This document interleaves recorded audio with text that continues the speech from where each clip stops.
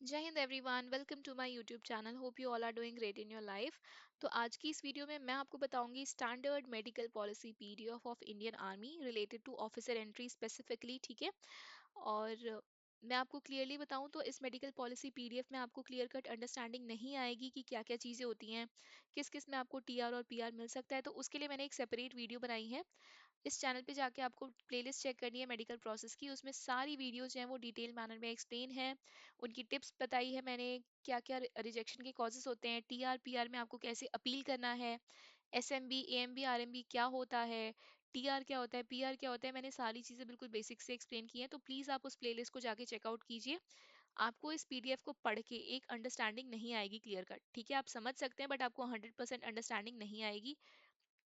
मैंने जो वीडियो बनाई है मेडिकल प्रोसेस की, वो मैंने अपने एक्सपीरियंस से बताई है, जब मैं रिकमेंड हुई हूँ और जब मेरा मेडिकल हुआ है for air force army and navy. मैंने उसके बेसिस पे आपको वो वीडियो बना के बताई है, ठीक है। और आजकल आपको पता ही है कि बहुत ही लेटेस्ट टेक्नोलॉजीज के इक्विपमेंट्स आ चुके हैं जो एआई बेस्ड हैं, जिनका प्रिसीजन बहुत ज़्यादा हाई होता है। हाई एक्यूरेसी के साथ वो आपके रिजल्ट बताते हैं, ठीक है। तो वो वीडियो आप जाके ज़रूर चेकआउट कीजिएगा, ठीक है। तो चलिए वीडियो को स्टार्ट करते हैं। और इसमें मैं आपको मेन पॉइंट्स बताऊंगी, ऐसा नहीं है कि आपको वर्ड टू वर्ड मैं रीड करके बताऊंगी। अगर आपको ये पीडीएफ चाहिए तो मैं आपको अपने टेलीग्राम ग्रुप पे प्रोवाइड करवा दूंगी, वहां पे जाके आप ये पीडीएफ चेकआउट कर सकते हैं, ठीक है। तो चलिए वीडियो को स्टार्ट करते हैं। प्लीज़ इस चैनल को सब्सक्राइब कर दीजिएगा, आगे आपको फ्यूचर में बहुत ही इन्फॉर्मेटिव वीडियोज़ मिलेंगी, ठीक है। और आगे अभी आपको इंडियन आर्मी के इंटर्नशिप से रिलेटेड भी वीडियो मिलने वाली है, बिकॉज वो ओपन है अभी। और अगर आप एसएसबी की प्रिपरेशन करें तो टेलीग्राम ग्रुप पे आपको 9 पीएम पे daily free of cost practice sessions conduct करवाए जाते हैं गूगल मीट पे। आप इंडिया के किसी भी कोने में हैं, आप अपने फ़ोन से लिंक ज्वाइन कीजिए गूगल मीट का, ठीक है। और आपको सेम डे फीडबैक भी मिल जाएगा। आपके साथ बहुत सारे एस्पिरेंट्स होंगे और सारे टास्क कंडक्ट होते हैं related to lecturette, PPDT, GD, सारे टास्क एसएसबी से रिलेटेड, ठीक है। That is completely free of cost. और अगर आपको अपना मॉक इंटरव्यू देना है ऑनलाइन एसएसबी से रिलेटेड, आपको अपना पीआईक्यू मेल करना है, नीचे मेल आईडी मेंशन्ड है, आपके पास रिप्लाई आ जाएगा कि किस डेट और किस टाइम पे आपका मॉक इंटरव्यू होगा, ठीक है। That is online freely accessible है, ठीक है। और बहुत ही डिटेल मैनर में आपका मॉक इंटरव्यू कंडक्ट किया जाएगा और बहुत ही अच्छा फीडबैक भी आपको मिलेगा डिटेल एनालिसिस में। जैसा कि आपका एसएसबी में इंटरव्यू होता है वैसे ही आपके बिल्कुल डिटेल एनालिसिस करके आपका फीडबैक दिया जाएगा, ठीक है। तो चलिए वीडियो को स्टार्ट करते हैं। स्पेसिफिकली ये ऑफिसर एंट्री के लिए है फॉर इंडियन आर्मी, ठीक है। स्पेसिफिक सर्विस है इंडियन आर्मी और ऑफिसर एंट्री के लिए है ये पीडीएफ, ठीक है। तो चलिए मैं आपको मेन पॉइंट बता देती हूँ। मेडिकल फिटनेस का मतलब होता है कि आप फिजिकली एंड मेंटली दोनों तरीके से फिट हैं। और जो मेडिकल कॉन्फ्रेंस होती है आपकी, जो मेडिकल प्रेसिडेंट जो होते हैं मेडिकल कॉन्फ्रेंस में, जो प्रेसिडेंट होते हैं बोर्ड के, मेडिकल बोर्ड के, उनका जो डिसीजन होता है वही फाइनल डिसीजन होता है। वही आपको बताते हैं कि आप मेडिकली फिट हैं या अनफिट हैं, ठीक है। और जो कॉमन कॉजेज होते हैं रिजेक्शन के, वो ये होते हैं कि आपको एक गुड हेल्थ में होना है, बिकॉज अल्टीमेटली आप एक लीडर बनेंगे वहां पे जाके, आपको लीड करना है। स्वेलिंग नहीं होनी चाहिए, ट्यूमर्स नहीं होने चाहिए, सिस्ट वगैरह नहीं होनी चाहिए, लिम्फ नोड वगैरह नहीं होना चाहिए कहीं भी बॉडी पे, साइनस नहीं होना चाहिए, हाइपर हाइपोपिगमेंटेशन नहीं होना चाहिए, ठीक है। हार्निया नहीं होना चाहिए आपको, कोई भी स्कार नहीं होना चाहिए आपके बॉडी पे, कोई भी माल फॉर्मेशन नहीं होना चाहिए आपके हेड या फेस पे। अगर आपकी कोई भी ऑपरेशन हुआ है पहले, कोई भी सर्जरी हुई है, तो उसका स्कार नहीं होना चाहिए आपके हेड या फेस पे, ठीक है। विजन में इम्पेयरमेंट नहीं होना चाहिए। विजन के लिए मैंने एक स्पेसिफिकली वीडियो बनाई है आई से रिलेटेड, मैं आपको लिंक नीचे डिस्क्रिप्शन बॉक्स में दे दूंगी, वहां से जाके आप चेकआउट कर सकते हैं। एक एक डिपार्टमेंट को मैंने स्पेसिफिकली कवर किया है, ठीक है। तो वहां से आप जाके चेकआउट कर सकते हैं वो प्लेलिस्ट। हियरिंग इम्पेयरमेंट आपको नहीं होना चाहिए, कोई भी डिसेबिलिटी नहीं होनी चाहिए ईयर से रिलेटेड। इम्पीडिमेंट इन स्पीच नहीं होना चाहिए, ठीक है। कोई भी डिसीज, डिसेबिलिटी, कंजेनिटल सिंड्रोम नहीं होना चाहिए बोन्स में, ठीक है। नोज वगैरह में नहीं होना चाहिए, जो डीएनएस वगैरह होता है वो आपके नहीं होना चाहिए, बिकॉज वो परमानेंट रिजेक्शन का कॉज होता है, ठीक है। थ्रोट से रिलेटेड भी आपको कोई भी डिसीज, सिंड्रोम या डिसेबिलिटी नहीं होनी चाहिए। टॉन्सिल या गम्स वगैरह नहीं होने चाहिए, ठीक है। हार्ट से रिलेटेड भी आपको कोई भी ऐसी डिसीज नहीं होनी चाहिए। आपका हार्ट बिल्कुल नॉर्मल होना चाहिए। हाइपरटेंशन आपको नहीं होनी चाहिए, जो बीपी की प्रॉब्लम हो रही है आजकल लोगों को, बिकॉज बीपी की जो टैबलेट्स हैं वो लाइफ टाइम चलती हैं, तो वो सब नहीं होना चाहिए आपको, ठीक है। अगर मैं बात करूँ, टीबी नहीं होना चाहिए और प्रीवियस हिस्ट्री भी नहीं होना चाहिए टीबी का, और आपको इन फ्यूचर टीबी है इसकी कोई एविडेंस भी नहीं होने चाहिए, ठीक है। लंग्स आपका प्रॉपर होना चाहिए, लंग्स में कोई प्रॉब्लम नहीं होनी चाहिए। एलर्जिक नहीं होना चाहिए आपका चेस्ट, बहुत लोग डस्ट से एलर्जिक होते हैं, ठीक है। तो ये सारी चीज़ें नहीं होनी चाहिए। टिश्यू में आपका कोई डिसऑर्डर नहीं होना चाहिए। अगर मैं लिवर की बात करूं, तो बहुत सारे लोगों को आजकल फैटी लिवर वगैरह है, ग्रेड 1 ग्रेड 2, तो प्लीज़ आप उसे डॉक्टर से दिखा के उसका चेकअप करवाइए। डाइजेस्टिव सिस्टम में आपकी कोई भी डिसीज नहीं होनी चाहिए, ठीक है। एंडोक्रिनल सिस्टम की बात करूं तो कोई भी डिसीज, सिंड्रोम या डिसेबिलिटी आपको नहीं होनी चाहिए उसमें। यूरिनरी सिस्टम में आपका कोई भी ऐसी कोई प्रॉब्लम नहीं होनी चाहिए, ठीक है। मेंटल डिसीज आपको नहीं होनी चाहिए, ठीक है, एपिलेप्सी वगैरह नहीं होना चाहिए, यूरिन वगैरह आपका इनकंटिनेंस नहीं होना चाहिए, स्केलेटल सिस्टम में कोई भी प्रॉब्लम नहीं होनी चाहिए, कोई भी डिफॉर्मिटी नहीं होनी चाहिए, जॉइंट से रिलेटेड आपका skull spine and limbs proper work करना चाहिए, ठीक है, आपको कोई भी हेरिडिटरी डिसीज नहीं होनी चाहिए, सिंड्रोम या डिसेबिलिटी नहीं होनी चाहिए, ठीक है। और जो साइकोलॉजिकल एग्जामिनेशन है एसएसबी में, वो आपका एसएसबी में कंडक्ट होता है। आपको पता होगा कि जब आपकी मेडिकल कॉन्फ्रेंस होती है, इंटरव्यूइंग ऑफिसर, साइकोलॉजिस्ट और जीटीओ जब डिसीजन आपका बना रहे होते हैं, तो अगर आपका जीटीओ और इंटरव्यूइंग ऑफिसर से येस है बट साइक ने आपका नो किया है, तो आप अल्टीमेटली रिजेक्ट होते हैं। साइकोलॉजिस्ट का येस करना बहुत ही ज़्यादा इंपॉर्टेंट है, ठीक है। अगर आप सेलेक्ट भी हो रहे होंगे, अगर साइकोलॉजिस्ट ने नो किया है, तो अल्टीमेटली आप वहाँ पे कॉन्फ्रेंस आउट हो जाते हैं, ठीक है। जो कॉमन रिजेक्शन होते हैं वो होते हैं स्पाइन से रिलेटेड, जो स्केलेटल डिफॉर्मिटीज होती है, चेस्ट या पेल्विस से रिलेटेड होते हैं, ठीक है, स्कॉलियोसिस, काइफोसिस, आपको पता ही होगा, ठीक है। और इसके लिए मैंने एक वीडियो बना दी है, नहीं पता है तो वहाँ पे जाके आप चेकआउट कर सकते हैं। वीडियो में मैंने टिप्स भी बताई हैं आपको, कॉमन कॉजेस ऑफ रिजेक्शन भी बताए हैं, और कैसे आप अपील कर सकते हैं, टीआर पीआर वो भी मैंने आपको बताया है सारी चीज़ें। लिंक मैं आपको नीचे डिस्क्रिप्शन बॉक्स में दे दूंगी। प्लीज़ इस चैनल को सब्सक्राइब कीजिए। कोई भी डाउट आता है टेलीग्राम पे पूछिए मुझसे, इंस्टाग्राम और फेसबुक पे भी आप हमें फॉलो कर सकते हैं। और आपको नेक्स्ट वीडियो किस चीज़ पे चाहिए वो भी आप बता दीजिएगा, तो आपको नेक्स्ट वीडियो भी मिल जाएगी। और जो भी बता रही हूँ चीज़ें बिल्कुल ऑनेस्टी के साथ बता रही हूँ, लॉयल्टी के साथ बता रही हूँ, और अपने पर्सनल एक्सपीरियंस से बता रही हूँ, ठीक है। जो भी ट्रेनिंग में होती है, जो ट्रेनिंग अकेडमीज में होता है, जो मेरी पर्सनल एक्सपीरियंस है, वो सारी चीज़ें मैं आपके साथ शेयर करूंगी। यूट्यूब पे आपको बहुत सारे चैनल्स मिल जाएंगे गाइस, जो एसएसबी से रिलेटेड हैं, जो आपको यू नो मिसलीड करते हैं, बट आपको ब्लाइंडली कोई भी चैनल फॉलो नहीं करना है, because SSB is more like a personality test. आपका ये जो मेडिकल पॉलिसी की पीडीएफ है, आप जो ये समझ रहे हैं, मेडिकल आपका तभी होगा जब आप एसएसबी में रिकमेंड होंगे। रिकमेंड होने के लिए आपके लिए बहुत इंपॉर्टेंट है कि आपके पास एक क्लियर कट अंडरस्टैंडिंग हो डे 1 से लेकर डे 5 तक, ठीक है। तो मैंने अपने चैनल पे इसी प्लेलिस्ट पे आप चेक कर सकते हैं, एसएसबी की प्लेलिस्ट है, वहाँ पे मैंने बिल्कुल बेसिक से स्टार्ट किया, अपेंडिक्स एफिडेविट से रिलेटेड डे 1 से लेकर डे 5 तक सारी चीज़ें कवर की हैं। आप वो वीडियो जाके चेकआउट कर लीजिए, बिकॉज आप मेडिकल तभी देंगे जब आप रिकमेंड होंगे, है ना। रिकमेंड ही नहीं होंगे तो फिर मेडिकल कहाँ से देंगे आप। तो वो प्लेलिस्ट बिल्कुल चेक कर लीजिएगा, ठीक है।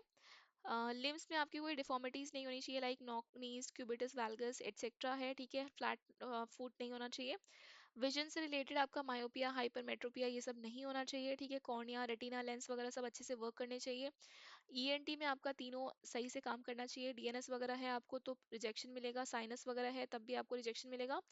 हियरिंग टेस्ट वगैरह अच्छे से होते हैं, तो ईएनटी के लिए भी मैंने एक सेपरेट वीडियो बना दी है, मतलब मैंने सारी चीज़ें हेड टू टो सारी चीज़ें कवर की हैं, और सेपरेट सेपरेट वीडियो बनाया है। ऐसा नहीं है कि बिल्कुल एक ही वीडियो में सारी चीज़ें कवर कर दी हैं, ताकि आपको कन्फ्यूजन ना हो, ठीक है। तो वो प्लेलिस्ट जाके आप मेडिकल प्रोसेस की चेक कर लीजिएगा, सारी वीडियो सीरीज में अपलोडेड है। और एसएसबी वाली जो प्लेलिस्ट है वो भी देख लीजिएगा, पहले एसएसबी वाली देखिएगा, बिकॉज आपको रिकमेंड होना है पहले, तभी तो आपका मेडिकल होगा ना। तो सारी वीडियो जो है वो सीरीज में अपलोडेड है, आपको कोई भी कंफ्यूजन नहीं होगी उसमें। इन केस कोई कंफ्यूजन होती है, डाउट आता है, तो आप मुझसे नीचे कमेंट करके भी पूछ सकते हैं, या टेलीग्राम पे भी पूछ सकते हैं, ठीक है। डेंटल कंडीशन में अगर मैं बात करूँ, तो आपके जॉज पूरे अच्छे से कंडीशन में होने चाहिए, अपर जॉ और लोअर जॉ आपके अच्छे से बंद होने चाहिए, स्पीच आपकी अच्छी होनी चाहिए, ठीक है। डेंटल में आपको मिनिमम 14 पॉइंट्स चाहिए, मैंने उस वीडियो में बता रखा है सेपरेटली, आप वो चेकआउट कर लीजिएगा।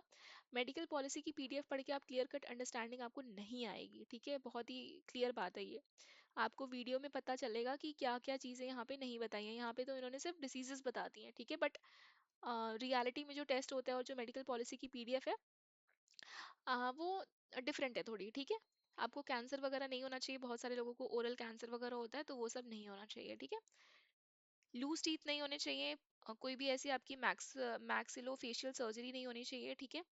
और आपके जो टीथ हैं वो अच्छे होने चाहिए, अच्छे कंडीशन में होने चाहिए। टेस्ट चेस्ट से रिलेटेड अगर मैं बात करूँ, तो टीबी आपको नहीं होना चाहिए, और एविडेंस भी नहीं होना चाहिए टीबी का कि आपको फ्यूचर में टीबी हो जाए। लंग्स आपकी अच्छी कंडीशन में होने चाहिए। हार्ट मतलब हेड से लेकर टो तक सारी चीज़ें आपके अच्छे से वर्क करनी चाहिए, ठीक है। यूरिनरी सिस्टम और एब्डोमेन की बात करूँ, तो ये सारी चीज़ें आपकी अल्ट्रासाउंड में कवर हो जाती है, मैंने बता रखा है अल्ट्रासाउंड की वीडियो बना के, इस पर सेपरेटली आप वो चेकआउट कर लीजिएगा, लिंक मैं आपको नीचे डिस्क्रिप्शन बॉक्स में दे दूंगी। हार्निया वगैरह नहीं होना चाहिए, स्टोन्स नहीं होने चाहिए, बहुत लोगों को स्टोन्स की प्रॉब्लम होती है, फैटी लिवर की प्रॉब्लम होती है, किडनी वगैरह की प्रॉब्लम होती है, सिस्ट वगैरह होते हैं फीमेल के केसेस में मोस्टली, तो वो सब आपको नहीं होना चाहिए। आप वो चेकआउट कर लीजिएगा, वीडियो मैंने डिटेल मैनर में एक्सप्लेन किया है, आपको सिर्फ इतना पढ़ के, सिर्फ जी पॉइंट पढ़ के आपको पता नहीं लगेगा कि अल्ट्रासाउंड में क्या क्या चीज़ें चेक होती हैं, कैसे कंडक्ट होता है, और क्या क्या टिप्स हैं, कैसे अपील करना है, ठीक है। तो ये बहुत ही शॉर्ट में पीडीएफ में बताया हुआ है, बट आप वीडियो देखेंगे तो उसमें सारी चीज़ें डिटेल मैनर में कवर हैं, ठीक है। नर्वस सिस्टम की बात करूँ तो स्पीच वगैरह आपकी अच्छे से होनी चाहिए, ट्रेमर्स नहीं होना चाहिए। स्किन में आपकी बहुत ही इंपॉर्टेंट है, स्किन के लिए मैं एक सेपरेट वीडियो बनाऊंगी। हाइपर हाइड्रोसिस जिसे एक्सेसिव स्वेटिंग होती है, पाम स्वेटिंग, टो में स्वेटिंग होती है, उनको बोलते हैं। स्किन में आपकी कोई भी इन्फेक्शन नहीं होनी चाहिए, नहीं तो ये रिजेक्शन का कॉज है। ये बॉडी मास्क इंडेक्स है, ठीक है। हाइट एंड वेट के अकॉर्डिंग आप इसे चेक कर सकते हैं। आपकी क्या एज है, ये मिनिमम एज, मिनिमम वेट है, ठीक है। एज यहाँ पे लिखी है। एज के अकॉर्डिंग हाइट है ये। एज है 70 to 20 ईयर्स की कैटेगरी में अगर यहाँ पे है। अगर आप 20 से 30 ईयर्स की कैटेगरी में है, 30 से 40 ईयर्स की कैटेगरी में है, या 40 ईयर्स एंड अबव है, ठीक है, तो वो आप यहाँ से चेकआउट कर सकते हैं कि क्या आपकी हाइट है और आपका वेट कितना होना चाहिए। तो this is body mask index, आप चेक कर लीजिएगा। मैं ये पीडीएफ आपको प्रोवाइड करवा दूंगी अपने टेलीग्राम ग्रुप पे, ठीक है। ये आप चेक कर लीजिएगा बॉडी मास्क इंडेक्स अपने वेट के अकॉर्डिंग और हाइट के अकॉर्डिंग, ठीक है। और अल्ट्रासाउंड में जो भी आपके टेस्ट होते हैं, लाइक एक्सरे आपका होता है, यूरिन के टेस्ट होते हैं, ब्लड टेस्ट होते हैं, ठीक है। ये सारे जो रिपोर्ट्स हैं आपकी, जिनकी रिपोर्ट्स आती हैं, x-ray, ultrasound, blood test, urine test, ये सब नॉर्मल आनी चाहिए रिपोर्ट आपकी। अगर आपकी रिपोर्ट एबनॉर्मल आती है ना, तो वो एक रिजेक्शन का कॉज हो जाता है, ठीक है। इसके लिए मैंने एक सेपरेट वीडियो बना रखी है मेडिकल प्रोसेस के बारे में, तो आप वहाँ से जाके सारी वीडियो सीरीज में देख लीजिएगा। अगर मैं विजन की बात करूँ तो ये तो आई का जो टीआर है वो क्लियर करना बहुत ही डिफिकल्ट होता है, वेरी सॉरी टू से, ठीक है। तो ये स्टैंडर्ड होते हैं आई के। अगर आपकी 12th एंट्री है, एनडीए टीएस इक्विवेलेंट है। अगर आपकी ग्रेजुएशन एंट्री है, for example CDS, IMA, OTA etcetera, अगर आपकी पोस्ट ग्रेजुएट एंट्री है, जैग वगैरह, तो उसके इक्विवेलेंट है। अनकरेक्टेड विजन का मतलब है विदाउट स्पेक्स। तो बोथ आईज में आपकी पावर होनी चाहिए 6/36 ट्वेल्थ के बेसिस पे अगर आपकी एंट्री है तो। ग्रेजुएशन एंट्री है अगर आपकी, तो 6/60 बोथ आईज में होनी चाहिए, ठीक है। ग्रेजुएशन में बोथ आ गए, technical and non tech both. Post graduate entry है आपकी, जैग या टेरिटोरियल आर्मी एक्सेट्रा, तो 3/60 होनी चाहिए अनकरेक्टेड, मतलब विदाउट स्पेक्स आपकी दोनों आईज में इतनी पावर मिनिमम होनी ही चाहिए। मिनिमम क्या, मैक्सिमम अलाउड है ये, ठीक है, इससे कम ही होना चाहिए। बीसीवीए का मतलब है करेक्टेड विजन आपकी दोनों आईज में स्पेक्स के साथ 6/6 होनी चाहिए। मायोपिया है अगर आपको, तो ±2.5 डायोप्टर्स तक आपकी पावर्स अलाउड है, स्पेक्स में मैक्सिमम है ये, इससे कम ही होना चाहिए। 12th के बेसिस पे, अगर ग्रेजुएशन के बेसिस पे जा रहे हैं आप, तो ±3.50 डायोप्टर्स तक, ये मैक्सिमम लिमिट है। और पोस्ट ग्रेजुएशन मास्टर्स करके आप जा रहे हैं तो ±5.50 डायोप्टर्स, ठीक है। हाइपरमेट्रोपिया है अगर आपको, तो ±2.5 डायोप्टर्स 12th एंट्री पे, ग्रेजुएशन एंट्री पे ±3.50 डायोप्टर्स, और पोस्ट ग्रेजुएशन पे ±3.50 डायोप्टर्स, ठीक है। मैक्सिमम है ये, ठीक है। और सिलेंड्रिकल पावर्स होनी चाहिए, स्फेरिकल यहाँ तक होनी चाहिए, स्फेरिकल भी 2.5 और सिलेंड्रिकल भी 2.5, ठीक है। तभी तो मैंने आपको बोला ±2.5, ठीक है। दो तरीके की पावर्स होती है हमारे स्पेक्स में, spherical and cylindrical. LASIK permitted नहीं है, बिल्कुल भी लेसिक नहीं करवाइएगा, 12th वाले बच्चे तो बिल्कुल भी मत करवाइएगा। और आजकल ये बहुत ही लेटेस्ट टेक्नोलॉजीज के इक्विपमेंट्स आ गए हैं, जो बहुत ही एआई वाले हैं, ठीक है, जो बहुत ही प्रिसीजन के साथ बता देते हैं। आप डॉक्टर को वहाँ पे बेवकूफ़ नहीं बना सकते हैं कि आपकी लेसिक सर्जरी नहीं हुई है। आजकल एआई आ गया है सारे मेडिकल इंस्ट्रूमेंट में, वो बिल्कुल ही बता देता है, पलक झपकते ही आप जैसे ही इंस्ट्रूमेंट में अपना आईज ब्लिंक करेंगे, वो सारी हिस्ट्री बता देगा आपकी आईज की। तो आप, बेहतर है कि लेसिक ना करवाएं और ना ही डॉक्टर को बेवकूफ़ बनाएं, बिकॉज आप ब्लैक लिस्टेड हो जाएंगे, ठीक है। ग्रेजुएशन एंट्री में परमिटेड है, पोस्ट ग्रेजुएशन में परमिटेड है, बट इसके बहुत सारे क्राइटेरियाज हैं। मैं इसके लिए एक सेपरेट वीडियो बनाऊंगी लेसिक के लिए, ठीक है। तो मेक श्योर कीजिए कि आप इस चैनल को सब्सक्राइब करके जाएं, और टेलीग्राम को तो बिल्कुल ज्वाइन करना है, और फेसबुक और इंस्टाग्राम पे भी फॉलो करके जाना है, ताकि आपको सारी अपडेट्स रेगुलर मिलती जाएं, ठीक है। अभी इंडियन आर्मी की इंटर्नशिप की वीडियो आएगी नेक्स्ट, ठीक है गाइस। तो लेसिक के लिए एक सेपरेट वीडियो आएगी, और आपको पता ही होगा कि एसएमबी में, लेसिक में आपको टेम्पररी रिजेक्शन पहले मिलता है। आपका जो लेसिक चेक होता है वो अपील मेडिकल बोर्ड में चेक होता है। अगर आपको नहीं पता है एसएमबी, एएमबी, आरएमबी क्या होता है, तो इसके लिए भी मैंने एक सेपरेट वीडियो बनाई है, वहाँ पे मैंने बता रखा है कि क्या होता है, और टीआर क्या होता है, पीआर क्या होता है, और कैसे अपील करते हैं, ठीक है। तो वो वीडियो आप जाके चेकआउट कीजिएगा, और आपको नेक्स्ट कौन सी वीडियो चाहिए वो भी आप बता दीजिएगा, ठीक है। प्लीज़ इस चैनल को सब्सक्राइब करके जाइएगा, आपको बहुत ही इन्फॉर्मेटिव वीडियोस मिलेंगी। ब्लाइंडली किसी को भी यूट्यूब पे फॉलो मत कीजिएगा एसएसबी से रिलेटेड, ठीक है। कलर परसेप्शन, बहुत लोगों को कलर ब्लाइंडनेस होता है, तो वो एक परमानेंट रिजेक्शन का कॉज है। CP2 मिनिमम चाहिए ये आपको तीनों एंट्रीज में, ठीक है। लेसिक के क्राइटेरियाज यहाँ पे कुछ लिखे हैं, ठीक है। मैं बता देती हूँ, लेसिक अगर आपने करवाई है, वैसे तो बिल्कुल भी नहीं करवाना है, क्योंकि आपकी थिकनेस विकनेस सब चेक होता है एएमबी में। रेटिना, कॉर्नियल थिकनेस, उनका एक अलग ही टेस्ट होता है लेसिक का, वो बिल्कुल भी क्लियर नहीं होता है, बहुत ही कम लोगों का लेसिक वाला क्लियर होता है, ठीक है। तो बिल्कुल भी लेसिक नहीं करवानी है। 20 ईयर्स से ज़्यादा होनी चाहिए आपकी age at the time of surgery. Minimum 12 months post LASIK surgery आपको हो जाने चाहिए, मतलब 1 साल हो जाने चाहिए आपके लेसिक के बाद, तभी आप एलिजिबल हैं आर्मी, एयरफोर्स एंड नेवी के लिए। स्पेसिफिकली अगर मैं आर्मी की बात करूँ, एयरफोर्स और नेवी के लिए मैं अलग से वीडियो बनाऊंगी मेडिकल पॉलिसी पीडीएफ की, ठीक है। बट मोर और लेस सबके मेडिकल प्रोसेस सेम होते हैं। पर ये पीडीएफ से हट के अगर मैं बताऊं, तो जो मैंने वीडियो बनाई है मेडिकल प्रोसेस से रिलेटेड, आप वो रेफर कर सकते हैं। वो तीनों सर्विस के लिए सेम होते हैं, बिकॉज मैंने तीनों सर्विस के बेसिस पे ही बताए हैं जो मेरा एक्सपीरियंस रहा है। सेंट्रल कॉर्नियल थिकनेस जो होनी चाहिए वो आपकी इक्वल टू और मोर देन 450 होनी चाहिए, ठीक है।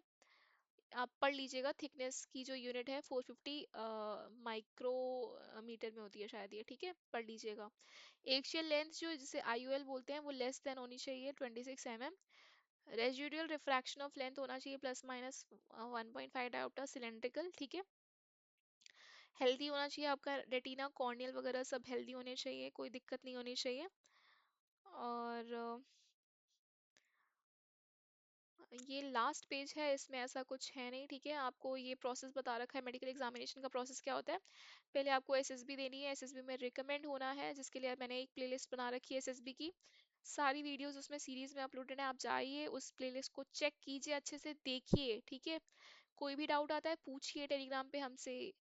सेशंस ज्वाइन कीजिए जो फ्री ऑफ कॉस्ट है, आप इंडिया के किसी भी कोने में बैठे हैं अपने फ़ोन से ज्वाइन कीजिए, फीडबैक मिलेगा आपको। मॉक इंटरव्यूज दीजिए जो ऑनलाइन है, फ्री, मतलब इतनी एक्सेसिबल हो गई चीज़ें आजकल, मतलब आप इजीली एक्सेस कर सकते हैं सारी चीज़ें। पीडीएफ में आपको ये अपने टेलीग्राम ग्रुप पे प्रोवाइड करवा दूंगी।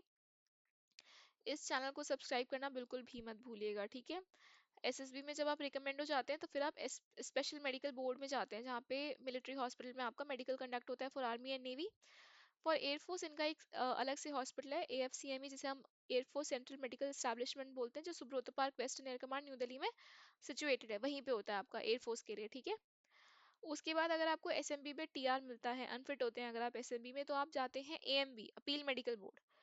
अपील मेडिकल बोर्ड में अगर आप फिट होते हैं तो ठीक है, अगर आप अनफिट होते हैं तो फिर आप जाते हैं रिव्यू मेडिकल बोर्ड, जिसका कॉल सबको नहीं आता है, बहुत ही चुनिंदा कैंडिडेट्स को आता है। अदरवाइज जो खेल होता है वो यहीं पे खत्म हो जाता है एएमबी में, ठीक है। तो यहीं पे आपको फिट हो जाना है एसएमबी में ही, एएमबी में जाना ही नहीं है, ठीक है। तो उसके लिए आप वीडियो देखिए मेडिकल प्रोसेस वाली, जिसमें मैंने सारी टिप्स बताई हैं कैसे कैसे क्लियर करना है। और जो भी मैंने बताया मैंने अपने पर्सनल एक्सपीरियंस से बताया है, देख के जो मेरे साथ वाले कैंडिडेट्स हैं क्या हो रहा है उनके साथ, कैसे उन्हें टीआर वगैरह मिला है, तो मैंने अपने एक्सपीरियंस से सारी चीज़ें बताई हैं, ठीक है। और जो फीमेल कैंडिडेट्स हैं उनका एक गायनो वाला टेस्ट होता है, जो एक फीमेल मेडिकल ऑफिसर के द्वारा ही होता है, ठीक है, वही कंडक्ट करवाती हैं। और स्पेशलिस्ट होते हैं वो, ठीक है, गायनो के, तो आपको घबराने की कोई बात नहीं है, सबका चेक होता है, ठीक है। आपको बॉयज़ के केस में भी चेक होता है, फीमेल के केसेस में भी चेक होता है, बट फीमेल के केसेस में क्या होता है, फीमेल मेडिकल ऑफिसर ही कंडक्ट करती हैं टेस्ट को, ठीक है। वो मैंने गायनों की वीडियो भी बना रखी है डिटेल में कि कैसे कैसे चेक होता है और क्या क्या चेक होता है, तो वो आप जाके देख लीजिएगा। कोई भी डाउट आता है तो नीचे कमेंट करके पूछ लीजिएगा। टाइम के अकॉर्डिंग मैं ज़रूर रिप्लाई करूंगी, जैसे भी टाइम मिलेगा, जैसे भी मैं आपकी कमेंट्स देखूंगी, सारी चीज़ें मैं आपको बता दूंगी। और नेक्स्ट वीडियो में हम बहुत ही इंफॉर्मेटिव चीज़ें देखेंगे, ठीक है। और मिनिमम जो क्राइटेरिया है, अगर आपकी कोई भी चीज़ की सर्जरी हुई है, जैसे कोई भी चीज़ मतलब हार्निया लेसिक वगैरह, तो आपको 1 ईयर वेट करना ही होता है उन सारी चीज़ों में, ठीक है, यहाँ पे लिखा हुआ है। तो 12 मंथ्स तो मिनिमम है, अगर आपकी कोई भी सर्जरी हुई है, लिगामेंट वगैरह टीयर हो गया या फ्रैक्चर फ्रैक्चर जो भी हुआ है, तो एटलीस्ट 1 ईयर का तो टाइमलाइन चाहिए ही चाहिए, ठीक है। तो this was all about medical policy PDF of Indian army. I hope आपको ये वीडियो बहुत ही हेल्पफुल लगी होगी। एंड प्लीज़ इस वीडियो को लाइक कीजिए, अपने फ्रेंड्स के साथ शेयर कीजिए जिनकी अपकमिंग एसएसबी है या रिकमेंड होके जिनका मेडिकल है। एंड प्लीज़ इस चैनल को सब्सक्राइब कीजिए, आगे आपको बहुत ही अच्छी अच्छी वीडियोस मिलेंगी। और नीचे कमेंट कीजिए कि आपको नेक्स्ट वीडियो किस टॉपिक से रिलेटेड चाहिए, ठीक है, सो दैट जैसा भी टाइम अलाउ होगा मैं आपको वो चीज़ें बताऊंगी वीडियो बना के, ठीक है। Thank you so much guys, and please checkout कीजिएगा मेडिकल प्रोसेस वाली प्लेलिस्ट और एसएसबी वाली प्लेलिस्ट, और टेलीग्राम को ज्वाइन कीजिएगा फॉर रेगुलर अपडेट्स। जय Hind and all the very best for your upcoming SSB.